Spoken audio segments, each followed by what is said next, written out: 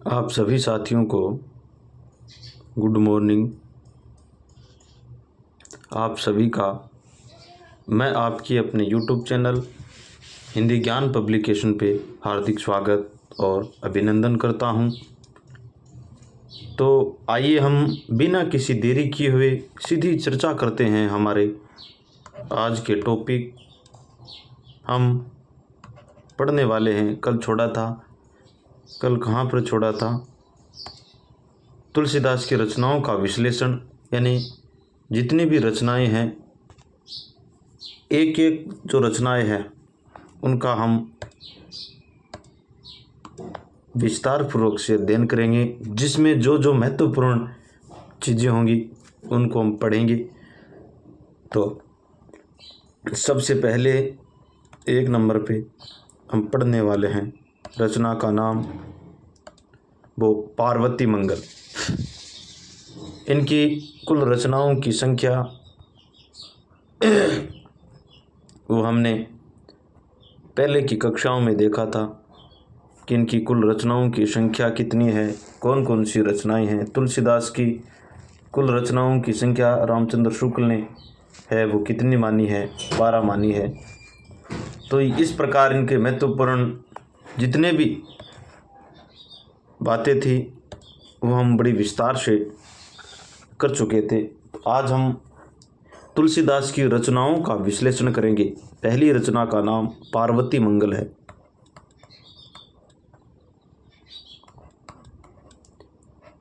पार्वती मंगल, इनकी जो पहली रचना है पार्वती मंगल, इसकी हम महत्वपूर्ण जो बातें हैं उसको पढ़ेंगे। कुल छंद कितने हैं इसके अंदर? इसमें कुल छंदों की बात करें तो कुल छंद हैं 164 छंद हैं। इस रचना का आधार ग्रंथ, यानी इसको आधार मान करके इसी रचना की गई, कुमार संभव है, जिसमें 16 छंद है वो हरि गीतिका के और 148 छंद है वो अरुण या मंगल के मिलते हैं। तो हम लिख सकते हैं कि इस रचना का आधार, इस रचना का आधार ग्रंथ कुमार संभव है। इस ग्रंथ का जो आधार है ग्रंथ है वो कुमार संभव है। कुमार संभव है।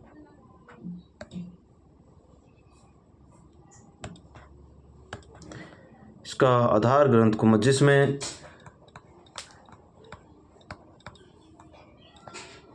जिसमें 16 छंद हरि गीतिका के हैं। 16 छंद है वो हरि गीतिका के हैं। हरि गीतिका के 148 छंद है वो अरुण या अरुण को मंगल भी कहते हैं। अरुण या मंगल के मिलते हैं। 148 और 16 164 हो गए।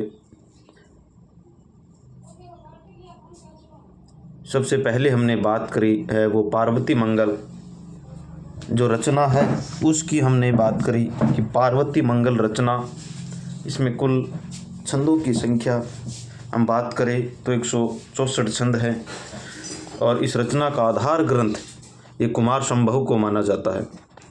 आधार ग्रंथ की बात करें तो कुमार संभव, और जिसमें 16 छंद तो है वो हरि गीतिका के हैं, 148 छंद है वो अरुण या मंगल के मिलते हैं। अगली रचना की हम बात करें, दूसरी रचना का नाम है वो जानकी मंगल। दूसरी रचना जानकी मंगल, जानकी मंगल, ये जो रचनाएं हैं इनमें से सीधा प्रश्न पूछा जाता है। एक एक रचना बहुत ही महत्वपूर्ण है। इसमें कुल छंद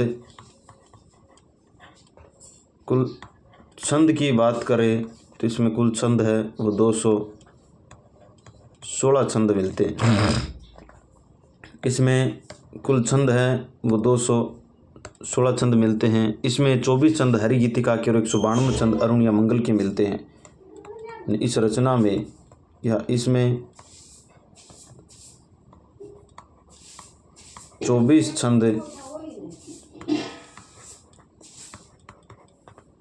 हरि गीतिका के, 24 छंद तो हरि गीतिका के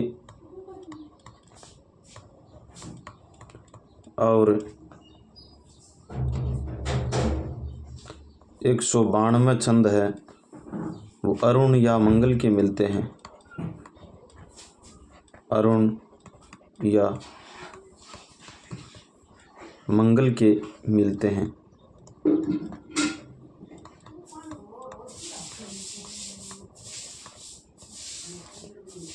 जानकी मंगल है उसमें कुल छंद है वो 216 छंद। इसमें 24 छंद है वो हरि गीतिका के और 92 छंद है वो अरुण या मंगल के मिलते हैं।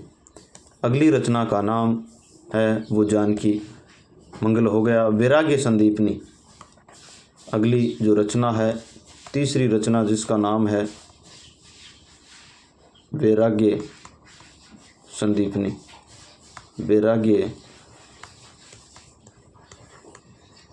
वैराग्य संदीपनी और वैराग्य संदीपनी में कुल छंदों की बात करें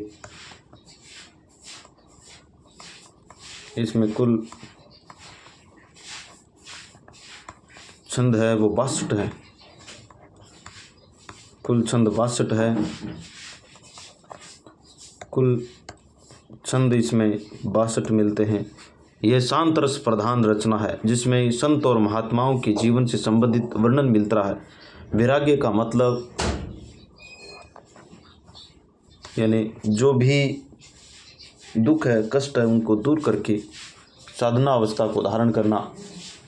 वैराग्य संदीपनी के अंदर महात्मा और संतों के जीवन से संबंधित वर्णन मिलता है। यह एक शांत रस प्रधान रचना है। तो हम लिखेंगे यह एक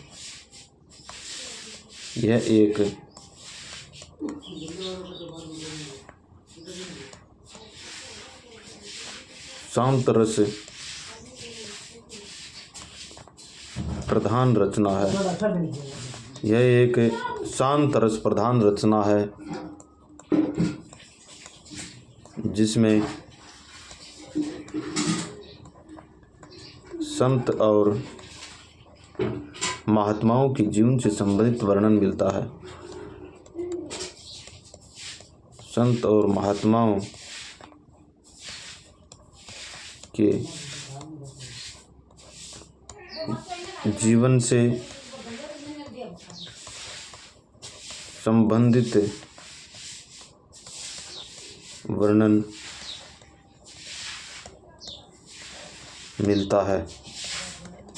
वैराग्य संदीपनी कुल छंद 62 हो गए। यह एक शांत रस प्रधान रचना है जिसमें संत और महात्माओं के जीवन से संबंधित वर्णन मिलता है। इसमें क्वेश्चन किस तरीके से पूछा जाता है, ये पूछा जाएगा कि तुलसीदास द्वारा रचित वैराग्य संदीपनी रचना में कुल छंदों की संख्या कितनी है। 1 में 62, 2 में 64, 68, 65 इस तरीके से पूछा जाएगा प्रश्न। तो हमारे लिए एक एक रचना है वो बहुत ही महत्वपूर्ण रचना है। आगे की अगली जो रचना है जिसका नाम है वो रामचरितमानस, बहुत ही महत्वपूर्ण रचना है। इसमें से एक प्रश्न है वो निश्चित रूप से पूछा जाता है। चौथी रचना का नाम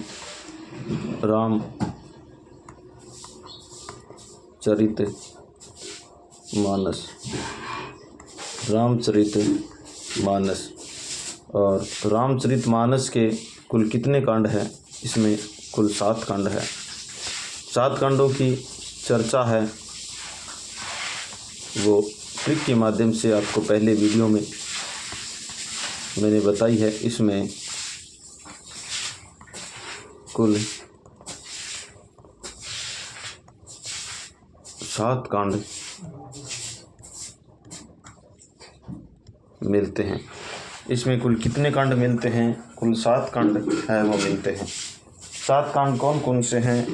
पहला है वो बाल कांड, दूसरा अयोध्या कांड, तीसरा अरण्य कांड, चौथा किष्किंधा कांड, पांचवा सुंदर कांड, छठा लंका कांड और सातवां उत्तर कांड। इसकी हमने ट्रिक भी बनाई थी और ट्रिक है वो पहले वीडियो में उपलब्ध है। बालक ट्रिक ये थी कि बालक है वो जन्म अयोध्या में लेते हैं, पढ़ने के लिए अरण्य जाते हैं, अरण्य का मतलब जंगल के प्रवेश करके बाद में किष्किंधा पहुंच जाते हैं। किष्किंधा से सुंदर तो लंका है। किष्किंधा के बाद जाने के बाद पता चलता है कि इससे सुंदर तो लंका है जहाँ सब कुछ का उत्तर मिलता है। ये हमने ट्रिक बनाई थी। तो हम इसके 7 कांड कौन कौन से हैं उसकी हम चर्चा वो करेंगे। 7 कांड कौन कौन से हैं? इसमें कुल 7 कांड हैं।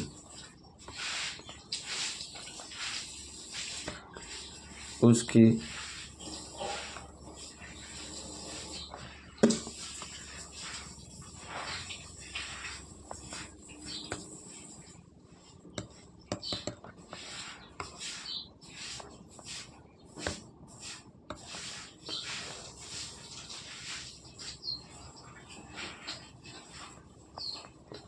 सातों कांड कौन कौन से हैं?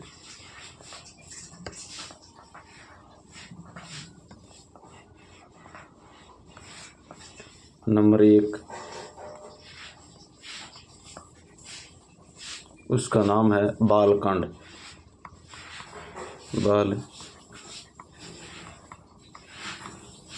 बाल कांड।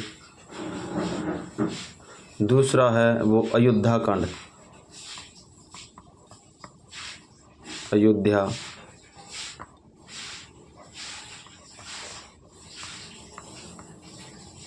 अयोध्या कांड। तीसरे का नाम है अरण्यक कांड। अरण्यक कांड। चौथे का नाम है किष्किंधा कांड।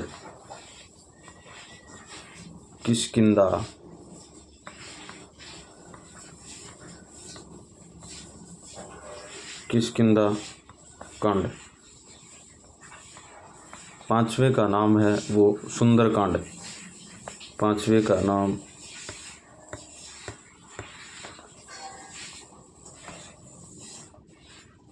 नाम सुंदर कांड। सुंदर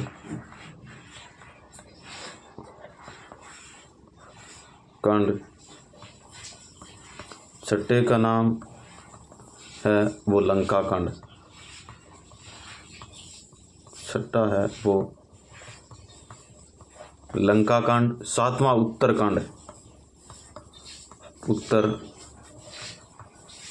कांड। तो ये कुल रामचरितमानस के 7 कांड है। पहले का नाम बाल कांड, दूसरा अयोध्या कांड, तीसरा अरण्य कांड, चौथा किष्किंधा कांड, पांचवा सुंदर कांड, छठा लंका कांड और उत्तर कांड। अब इसकी ट्रिक बनाई थी, उस ट्रिक को हम लिखते हैं। ट्रिक कौन सी बनाई थी? बालक जन्म कहाँ लेते हैं? अयोध्या में लेते हैं। बालक जन्म कहाँ लेते हैं? अयोध्या में लेते हैं। बालक जन्म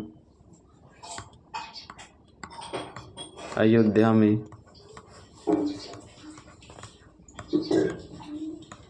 लेते हैं। पढ़ने के लिए कहाँ जाते हैं? पढ़ने अरण्य जाते हैं। पढ़ने अरने जाते हैं, बाद में कहाँ पहुँच जाते हैं, किष्किंधा में।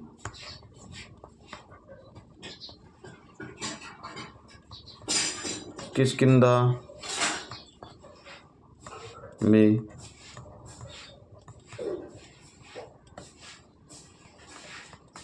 पहुँच जाते हैं।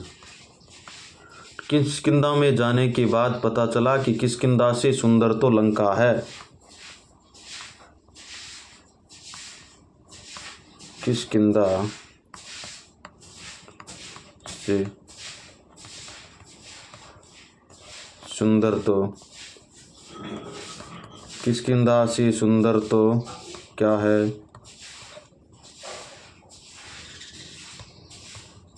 लंका है, जहाँ सभी का उत्तर मिलता है, जहाँ सबके उत्तर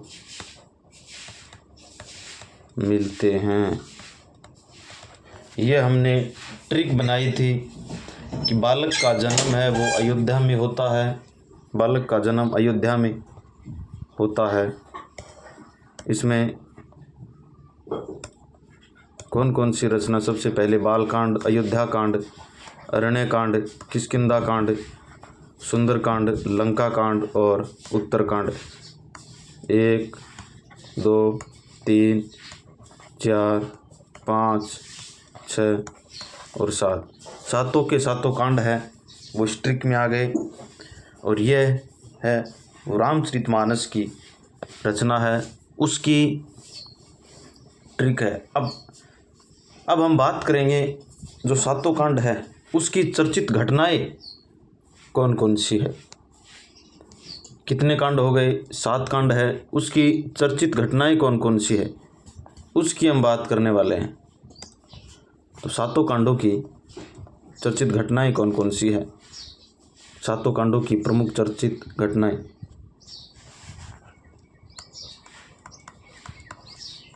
सातों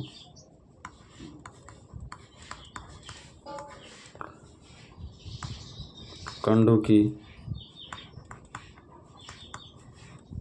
प्रमुख चर्चित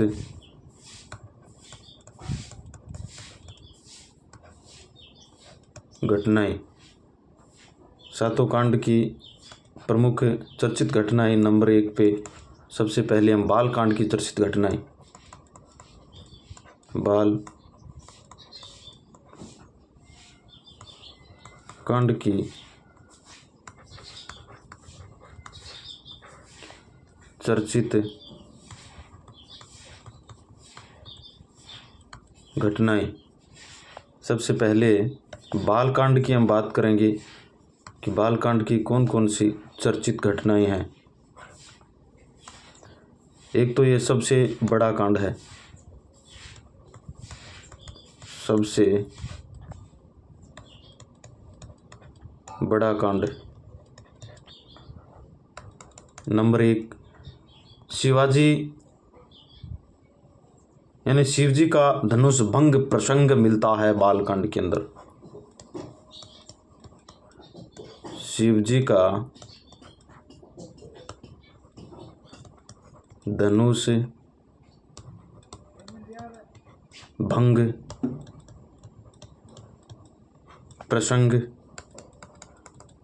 एक तो इसमें श्री राम का विवाह मिलता, शिवजी का धनुष भंग होगा, शिवजी के द्वारा सती माता महिमा प्रसंग, राम लक्ष्मण परशुराम संवाद मिलता है। दूसरा है कि श्री राम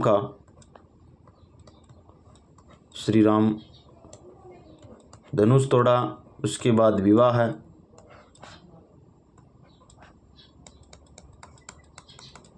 तीसरा इसमें मिलता है शिवजी के द्वारा सती माता महिमा प्रसंग। शिवजी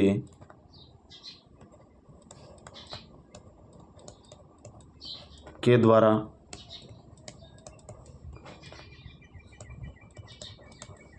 सती माता महिमा प्रसंग।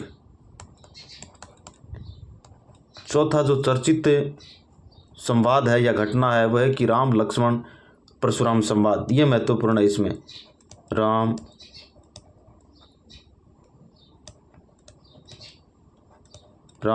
लक्ष्मण और परशुराम संवाद ये मिलता है बालकांड के अंदर। बालकांड में चर्चित घटनाओं की बात करें तो शिवजी का धनुष भंग प्रसंग, श्री राम का विवाह है, शिवजी के द्वारा सती माता महिमा प्रसंग, राम लक्ष्मण परशुराम संवाद।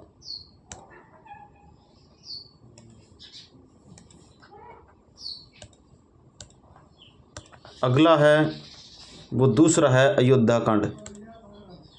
अयोध्या कांड से संबंधित चर्चित घटनाएं। अयोध्या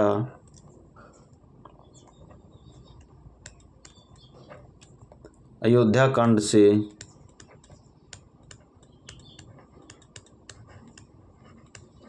संबंधित चर्चित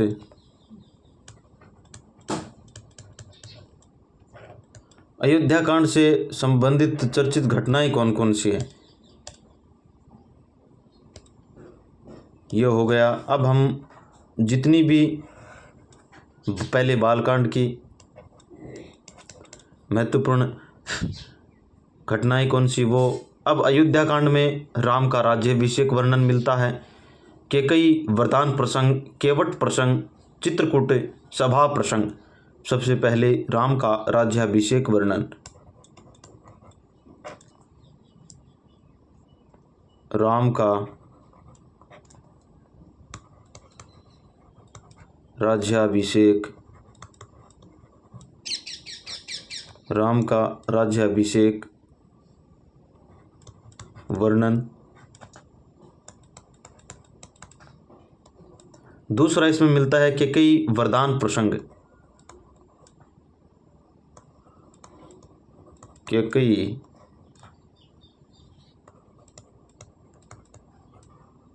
वरदान प्रसंग। तीसरा इसमें मिलता है केवट प्रसंग।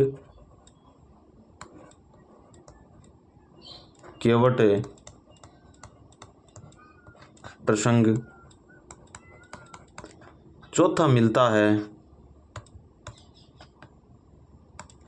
चौथा है वो चित्रकूट सभा प्रसंग।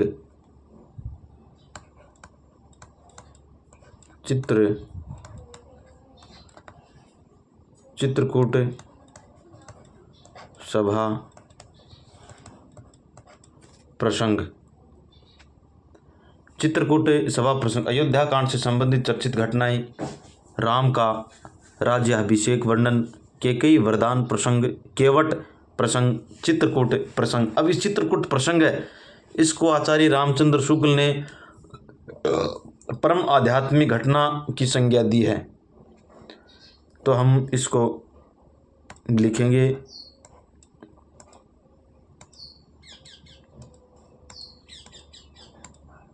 नोट करके हम लिखेंगे। नोट को हिंदी में क्या कहते हैं, विशेष। तो विशेष करके हम लिखेंगे कि आचार्य रामचंद्र शुक्ल किसकी बात कर रहे हैं। आचार्य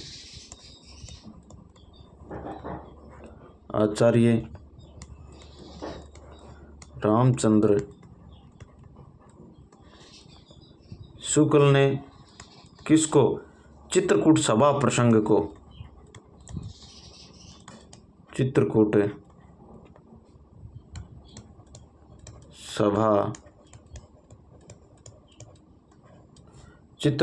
सभा प्रसंग को क्या कहा है, परम आध्यात्मिक घटना की संज्ञा दी है। बहुत ही महत्वपूर्ण है। परम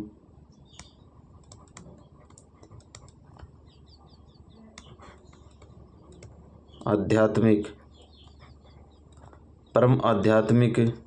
घटना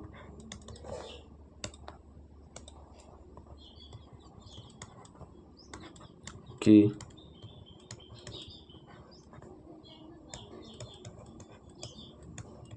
संज्ञा दी है। आचार्य रामचंद्र शुक्ल ने चित्रकूट सभा प्रसंग को परमाध्यात्मिक घटना की संज्ञा दी है। यह हमारे लिए महत्वपूर्ण बात है कि किसने परमाध्यात्मिक घटना की संज्ञा है वो किसको दी है, चित्रकूट सभा प्रसंग को। अब हम तीसरे की बात करें, वो है अरण्यकांड।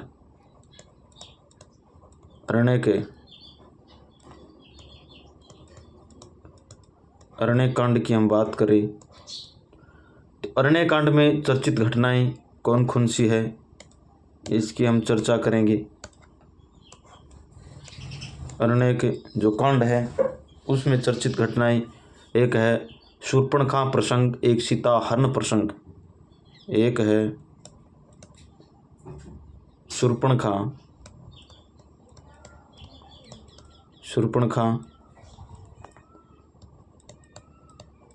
प्रसंग, और दो ही इसके अंदर चर्चित घटनाएं मिलती हैं। एक है सीता हरण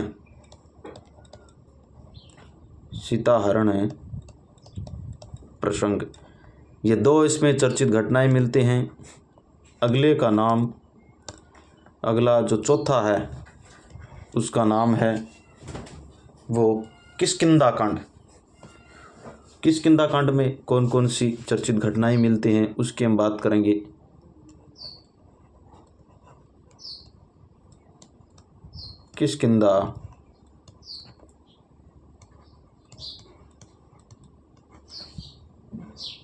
किष्किंधा कांड की चर्चित घटनाएं कौन कौन सी है, तो हम जो किष्किंधा कांड है इसकी चर्चित घटनाओं की बात करें।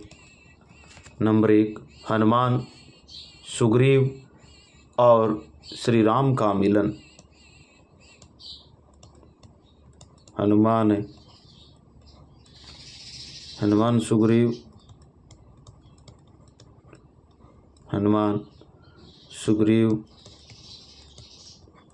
और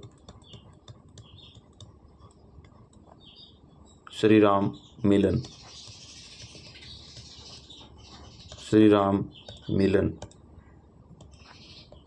एक महत्वपूर्ण बात यह है कि सबसे छोटा कांड है यह, सबसे छोटा कांड है। पहली चर्चित घटना हनुमान, सुग्रीव और श्री राम मिलन। दूसरी है वो बाली का वध। सुग्रीव दोनों के बीच में युद्ध होता है और राम है बाली का वध करते हैं। बाली का वध। तीसरी है वो सुग्रीव का राज्यारोहण करेंगे। सुग्रीव का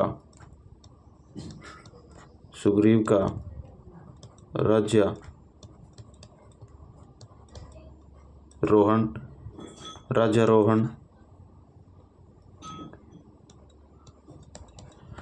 चौथी महत्वपूर्ण बात है हनुमान और सेना के द्वारा सीता की खोज में निकलना। हनुमान जी और सेना के द्वारा, हनुमान और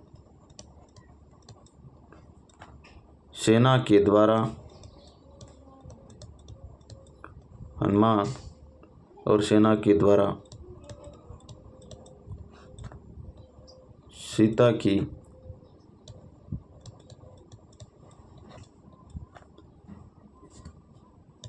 खोज में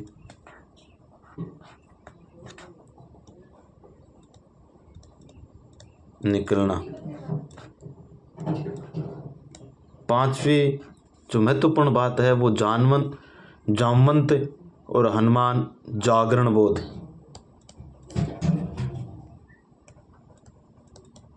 जामवंत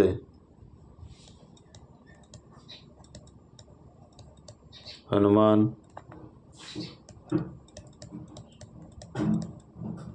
जागरण बोध। चौथे जो कांड है उसमें चर्चित घटना हनुमान सुग्रीव और श्री राम मिलन, बाली का वध, सुग्रीव का राज्यारोहण, हनुमान और सेना के द्वारा सीता की खोज में निकलना, जामवंत हनुमान, जागरण बोध। अब पांचवा जो कांड है, पांचवें कांड का नाम है वो सुंदर कांड है। क्या नाम है?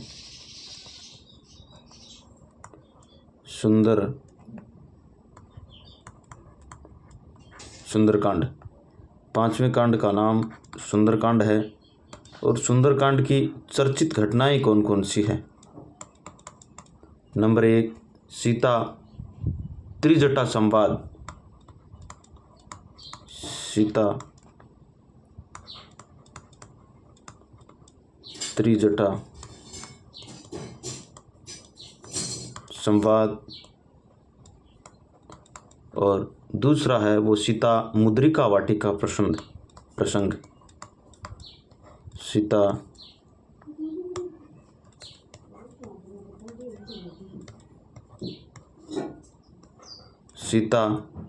मुद्रिका वाटिका प्रसंग। अंतिम यानी सीता त्रिजटा संवाद मिलता है सुंदरकांड में, सीता मुद्रिका वाटिका प्रसंग। और हम अगले कांड की बात करें वो है लंका कांड। लंका। छठा जो कांड है उसका नाम है लंका कांड। और लंका कांड में पहला है लक्ष्मण मूर्छा प्रसंग। लक्ष्मण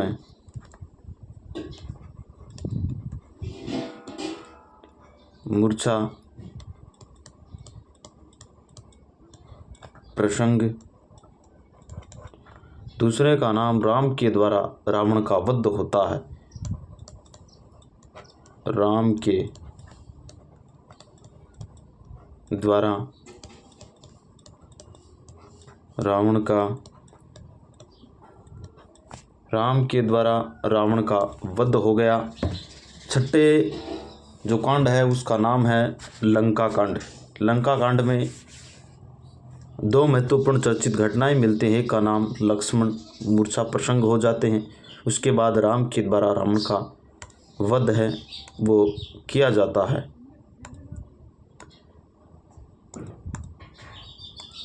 अगला और अंतिम कांड है जिसका नाम है उत्तरकांड।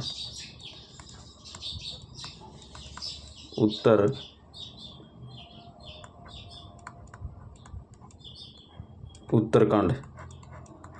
अंतिम कांड का नाम क्या है? उत्तरकांड।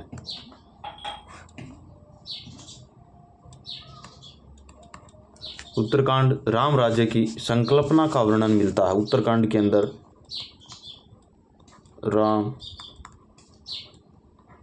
राम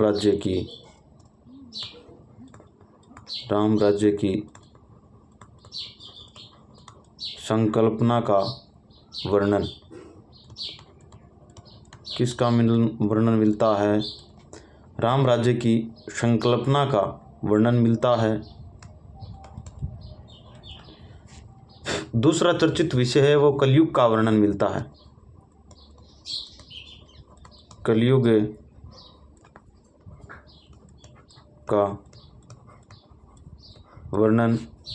का वर्णन। और तीसरा जो चर्चित विषय है वो कि सीता के द्वारा अग्नि परीक्षा होती है। सीता द्वारा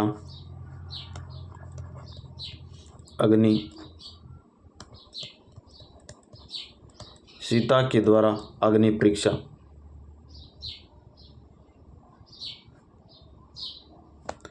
अब हमने सातों कांड है उसमें जो चर्चित विषय हैं उसको बड़ी विस्तार के साथ और गहराई के साथ हमने पढ़ा।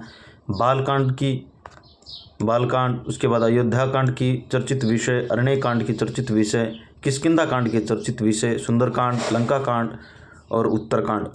अब हम कुछ महत्वपूर्ण बातें हैं जिनको हम नोट करके लिखेंगे। जो जो महत्वपूर्ण बातें हैं उसको हम लिखेंगे विशेष करके, यानी विशेष करके हम लिखेंगे कि छंदों की संख्या के आधार पर बालकांड सबसे बड़ा और किष्किंधा कांड है वो सबसे छोटा माना जाता है।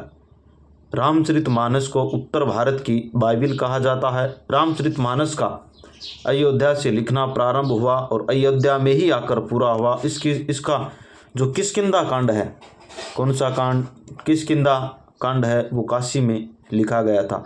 रामचरितमानस लिखने के बाद तुलसीदास ने सर्वप्रथम किसको सुनाया था, ये प्रश्न महत्वपूर्ण है। ये प्रश्न आया हुआ है पहले, तो सबसे पहले है वो रस खान को सुनाया था। किसको सुनाया था, रस खान को सुनाया। तो विशेष नोट करके लिखेंगे कि छंदों की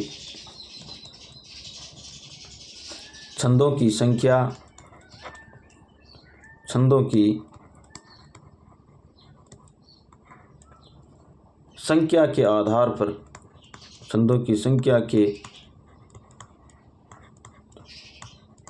आधार पर बालकांड, कौन सा कांड,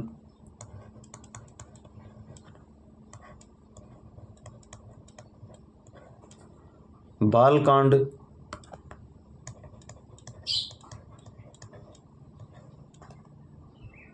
सबसे बड़ा, बालकांड है वो सबसे बड़ा और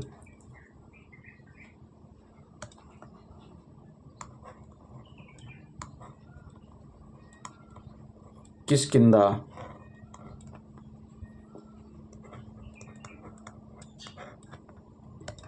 कांड है वो क्या है, सबसे छोटा माना जाता है, सबसे छोटा माना जाता है। छंदों की संख्या के आधार पर बालकांड सबसे बड़ा और किष्किंधा कांड है वो सबसे छोटा माना जाता है। महत्वपूर्ण बात है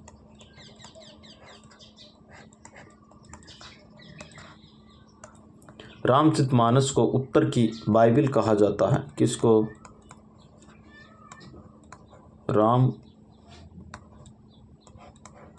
रामचरितमानस को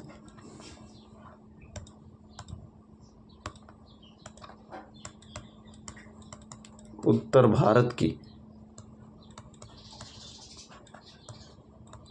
भारत की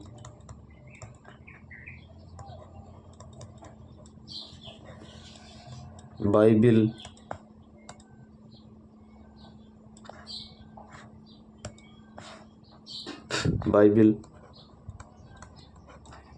कहा जाता है। रामचरितमानस को उत्तर की क्या कहा जाता है, बाइबिल कहा जाता है।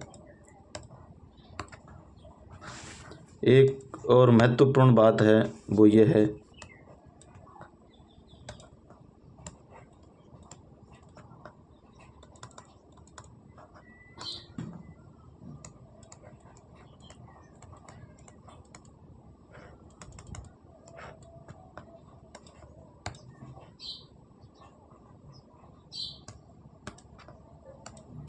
रामचरितमानस का अयोध्या से लिखना प्रारंभ हुआ और अयोध्या में ही आकर पूरा हुआ। इसका जो किष्किंधा कांड है वो कहाँ पर पूरा हुआ था, वो काशी में लिखा गया था।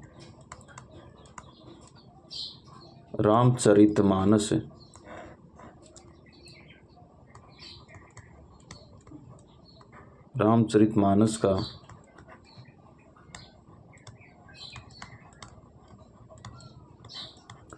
अयोध्या में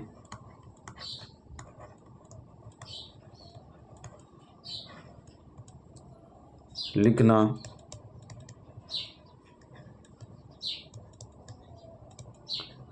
प्रारंभ हुआ और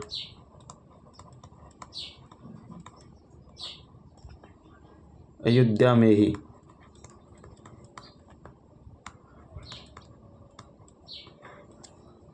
ही आकर पूरा हुआ। इसका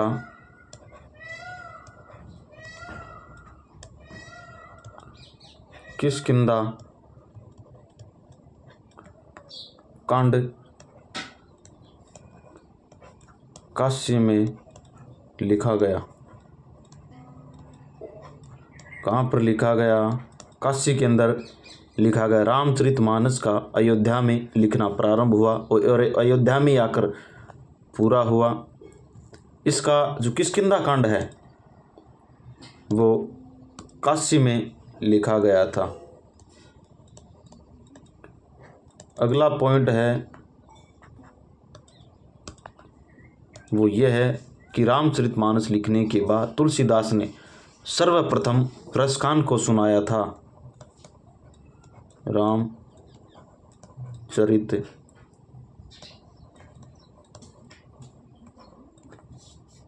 मानस लिखने के बाद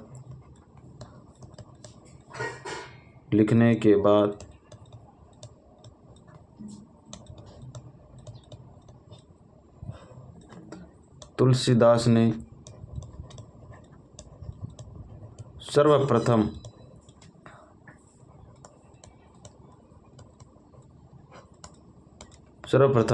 रसखान को सुनवाया था। ये वेरी इम्पोर्टेंट बात है।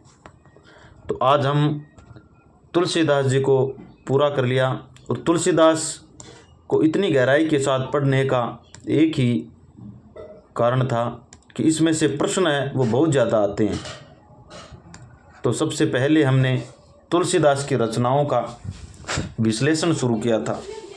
तुलसीदास की रचनाओं में सबसे पहले हमने पार्वती मंगल, जिसमें कुल छंदों की संख्या 164, रचना का आधार है वो कुमार संभव को माना जाता है, जिसमें 16 छंद है वो हरिगीतिका के, 148 छंद अरुणिया मंगल के मिलते हैं। उसके बाद हमने पढ़ा वो जानकी मंगल, कुल छंद है वो 216 छंद है। इसमें 24 छंद हरिगीतिका के और 192 छंद अरुणिया मंगल के मिलते हैं। तीसरी वैराग्य संदीपनी, कुल छंद 62। यह एक शांत रस प्रधान रचना है जिसमें संत और महात्माओं के जीवन से संबंधित वर्णन मिलता है। रामचरितमानस चौथी जो रचना है, इसमें रामचरितमानस में कुल कांडों की संख्या है वो 7 मिलती है। पहले का नाम बालकांड, अयोध्या कांड, अरण्य कांड, किष्किंधा कांड, सुंदरकांड, लंका कांड और उत्तरकांड, 7 कांड हैं। इसकी ट्रिक हमने देखी कि बालक जन्म नंबर 1, बालकांड, अयोध्या कांड, अरण्य कांड, किष्किंधा कांड, सुंदरकांड और लंका कांड, 7वां उत्तरकांड। बालक जन्म अयोध्या में लेते हैं, पढ़ने के लिए अरण्य जाते हैं, बाद में किष्किंधा में पहुंच जाते हैं। किष्किंधा पहुंचने के बाद पता चलता है कि किष्किंधा से सुंदर तो क्या है, किष्किंधा से सुंदर तो क्या है, लंका है, जहां सबके उत्तर मिलते हैं। ये हमने ट्रिक बनाई थी। उसके बाद 7 कांडों की चर्चित घटनाएं कौन कौन सी, यहाँ से प्रश्न पूछा जाता है सीधा। फर्स्ट ग्रेड हो गई, सेकंड ग्रेड है, कॉलेज व्याख्याता, इनमें सीधा प्रश्न पूछा जाता है। बालकांड की चर्चित घटना सबसे बड़ा कांड है। ये शिव जी का धनुष भंग प्रसंग, श्री राम का विवाह है, शिव जी के द्वारा सती माता महिमा प्रसंग, राम लक्ष्मण परशुराम संवाद। उसके बाद अयोध्या कांड, उसकी चर्चित घटनाएं, राम का राज्याभिषेक वर्णन, कैकेयी का वरदान प्रसंग, तीसरा केवट प्रसंग, चौथी चर्चित घटना चित्रकूट सभा प्रसंग। विशेष करके हमने लिखा, नोट करके हमने लिखा कि आचार्य रामचंद्र शुक्ल ने चित्रकूट सभा प्रसंग को परम आध्यात्मिक घटना की संज्ञा दी है। उसके बाद हमने अरण्य कांड के बारे में पढ़ा। कौन से कांड?